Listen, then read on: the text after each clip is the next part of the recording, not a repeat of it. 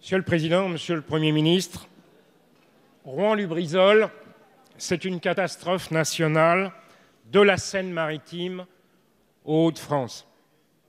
Rouen-Lubrizol, c'est un état de choc, mais aussi de colère, toujours intact dans la population.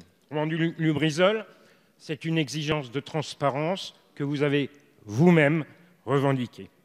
Rouen-Lubrizol, c'est donc à la publication s'inédier et à sa lumière de la liste des produits, l'urgence d'études de qualité de l'air, de l'eau, des sols, supplémentaires et indépendantes, conduites avec les élus, les organisations professionnelles et les associations. Rouen-Lubrizol, c'est tout de suite un bilan sanitaire individualisé de ceux qui ont été aux avant-postes de la lutte contre l'incendie et des salariés au travail dans le périmètre immédiat. Rouen-Lubrizol, c'est aussi des centaines d'emplois, des salariés dont l'avenir immédiat doit être assuré. C'est une indemnisation rapide des agriculteurs, le couteau déjà sous la gorge. C'est enfin l'exercice sans délai du droit des parlementaires de mener une mission d'enquête sur le terrain. Rouen-Lubrizol, Monsieur le Premier ministre, c'est tout cela et c'est sans doute plus encore. Monsieur le Premier ministre, êtes-vous prêt à défendre et faire aboutir ces demandes?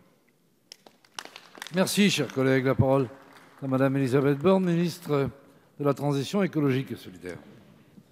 Monsieur le Président, Mesdames et Messieurs les députés, Monsieur le député Vulfranc, comme le Premier ministre et comme d'autres collègues, je me suis rendu sur le site de Lubrizol et je mesure parfaitement l'inquiétude, l'émotion des habitants qui ont été témoins de cette très grave catastrophe industrielle qui est survenue à Rouen. Et donc je voudrais vous redire à nouveau l'exigence la plus grande qui guide le gouvernement et également la transparence. De nombreuses mesures, monsieur le député, ont d'ores et déjà été réalisées. Elles ont été réalisées dès la nuit de l'incendie. Elles ont été analysées, des résultats ont été rendus publics, des résultats complémentaires ont été rendus publics le lendemain et tous ces résultats vont continuer à être présentés sur le site de la préfecture. Alors, il s'agit effectivement de rechercher les polluants habituels en cas d'incendie dans l'air, mais également, nous avons été vigilants sur les questions de pollution de l'eau et nous regardons également les pollutions liées aux retombées du nuage de fumée qui, comme vous l'avez souligné, concerne non seulement la Seine-Maritime, mais s'étend jusqu'à Valenciennes. Sur ces retombées, de nombreuses analyses ont d'ores et déjà été réalisées sur tous les polluants habituellement constatés dans ce type d'incendie. La liste, comme Monsieur le Premier ministre vous l'a indiqué, des produits présents sur le site sera présentée par le préfet cet après-midi. Et sur la base de ces produits, nous allons interroger avec Madame la ministre de la Santé, l'INERIS et l'ANSES pour avoir leurs recommandations qu'évidemment nous mettrons en œuvre sur des éventuels prélèvements supplémentaires ou des produits supplémentaires à rechercher. Donc moi, je voudrais à nouveau vous assurer de la volonté du gouvernement de faire toute la transparence sur cet accident industriel et d'en tirer toutes les conséquences.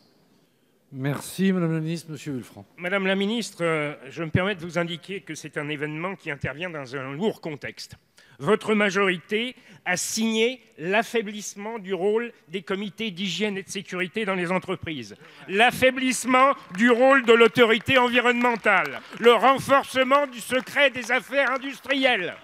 Voilà des dispositions dont vous ne semblez pas mesurer la nocivité dans un tel contexte. Merci, monsieur le député.